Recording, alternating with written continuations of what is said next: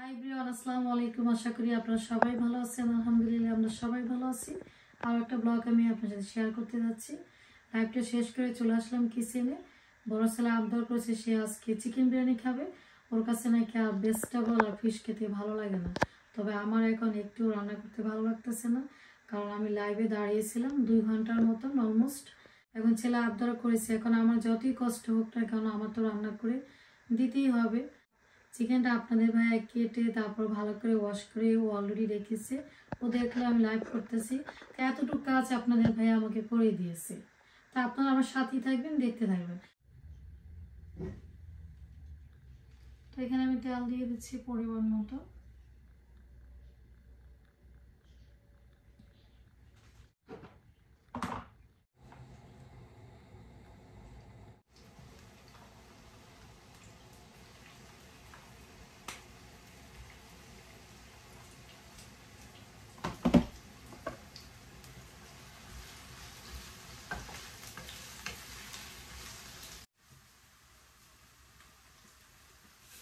অল্প করে আমি লবণ দিয়ে দিলাম, যেহেতু আজকে আমি বিরিয়ানিতে ইউজ করব শানের এই যে মশলাটা ইউজ করব।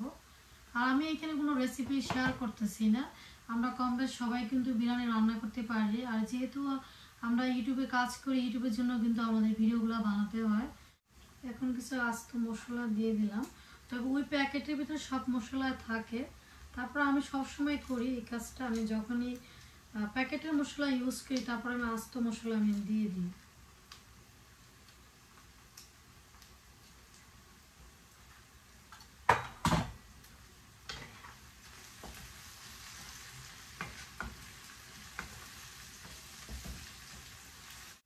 আমি প্রথমে চিকেনটা একটু তেলের সাথে ভেজে নিব।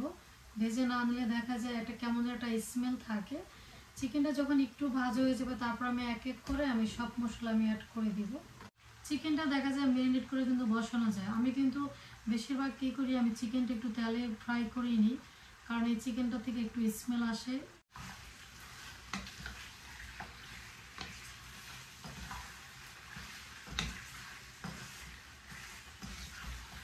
চিকেনটা আমার ভাজা হয়ে গেছে, এখন আমি যে প্যাকেটের মশলা দিয়ে দিব। এখানে আমি নিচে একটা চিকেন, তাই আমি এক প্যাকেট আমি দিয়ে দিচ্ছি প্যাকেটের মশলা।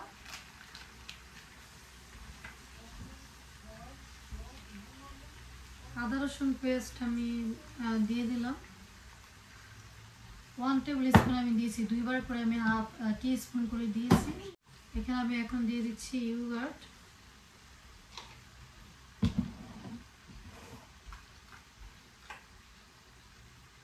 এখন হচ্ছে আমি এখানে 1 টি স্পুন আমি দিয়ে দিলাম গুঁড়া মরিচ, আর দিয়ে দিব 1 টি স্পুন ধনিয়ার গুঁড়া, 1 টি স্পুন আমি জিরা গুঁড়া দিয়ে দিলাম। ওই প্যাকেটে কিন্তু সব আছে, তারপর আমি দিয়ে দিলাম করি। আর এখন আমি এই যে কিছু কাঁচামরিচ দিয়ে দিলাম। বেশি এখানে আমি কোনো মরিচ দিলাম না, যেহেতু আমার বাচ্চারা খাবে।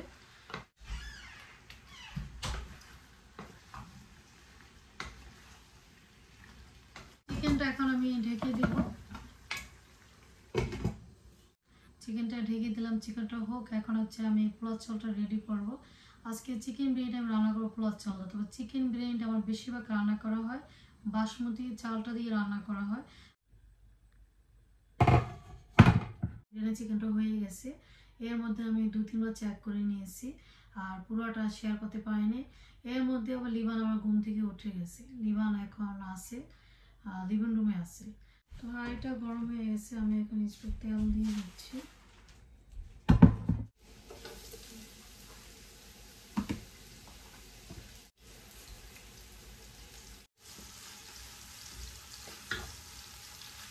এখন কিছু আস্ত মশলা দিয়ে দিলাম।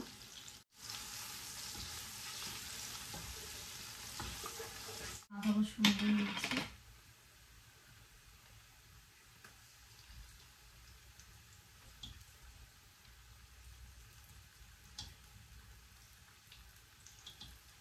আমি এখানে 2 টেবিল চামচ দিলাম আদা রসুন পেস্ট। দুটো আমি একসাথে ব্লেন্ডার আমি ব্লেন্ড করি।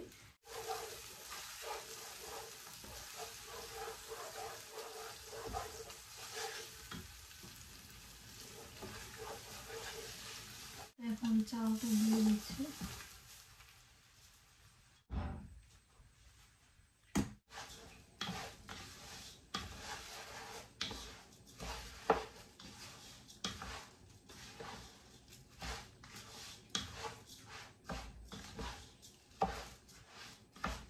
কষানো শেষ, এখন আমি পানি দিয়ে দিচ্ছি।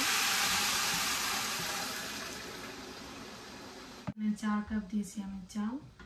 আমি সবসময় এভাবে রান্না করি, একটা চিকেনের সাথে এর বেশি আমি চাল দিই না, মানে চিকেন আর চালটা হচ্ছে সমান সমান থাকবে।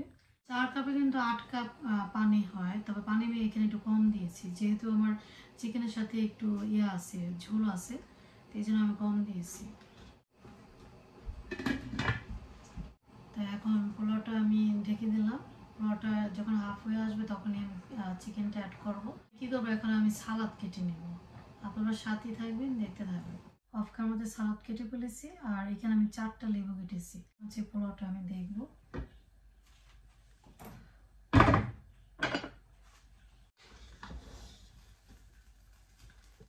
পোলাওটা হয়ে গেছে, তো এখন হচ্ছে আমি চিকেনটা অ্যাড করে দিব।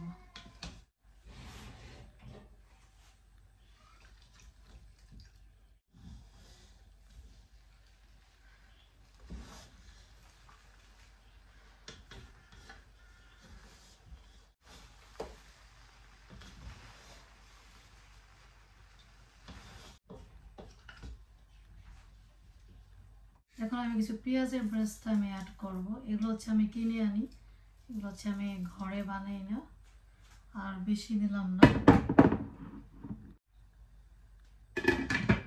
বিরিয়ানিটা আমি এই সাইডে দিয়ে দিব, আর এই সাইডে আমি কিছু কাবাব ভাজবো। কাবাব দিয়ে বিরিয়ানি খেতে কিন্তু অনেক বেশি ভালো লাগে।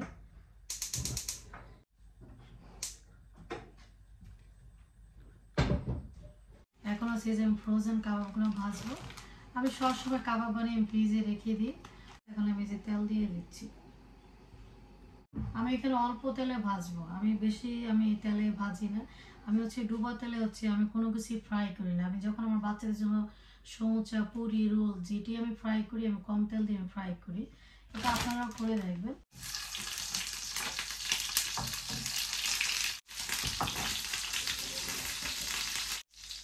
বেশিক্ষণ তেলটা ছিটে আসবে না।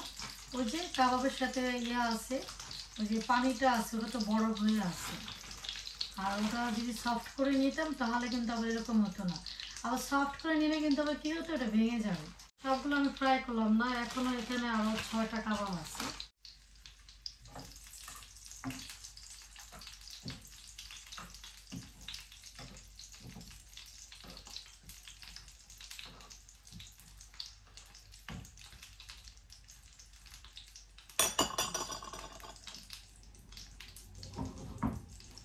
সবগুলো কাবাব হয়ে গেছে, দেখেন একটা কাবাবও কিন্তু ভেঙে যায়নি।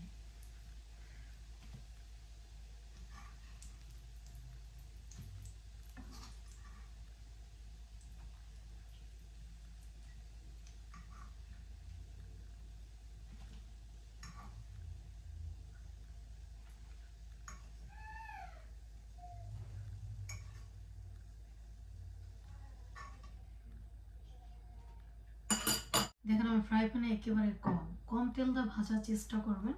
আর যে খাবারগুলো হচ্ছে বাচ্চারা খায় সেখানে কিন্তু তেল কম দিতে হয়। আর এই যে দেখেন একটা কাবাব আমার ভেঙে যায়নি। আমি যেভাবে ফ্রাই করলাম এভাবেই করবেন। আর যদি কাবাবটা বাইরে থেকে সফট করা তাহলে কিন্তু এটা ভেঙে যাবে। যে বিরিয়ানিটা চেক করবার, বিরিয়ানিটা এই সাইডে আনবো। তো এখন আমার বিরিয়ানিটা হয়ে গেছে। এই যে আমি আরেকবার এই যে দেখিয়ে দিচ্ছি। এই যে দেখেন আমার বিরিয়ানিটা কেমন হয়েছে কমেন্ট করে বলবেন।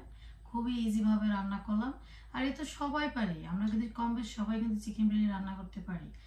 আর যেহেতু ব্লগ করি এভরিডে, আমরা কি করি না করি সবই কিন্তু আমাদের শেয়ার করতে হয়।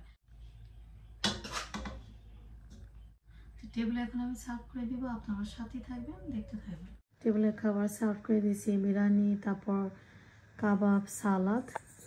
এই যে আমার ফাইম বসে আছে, আর এই যে লাভি বসে আছে। জি,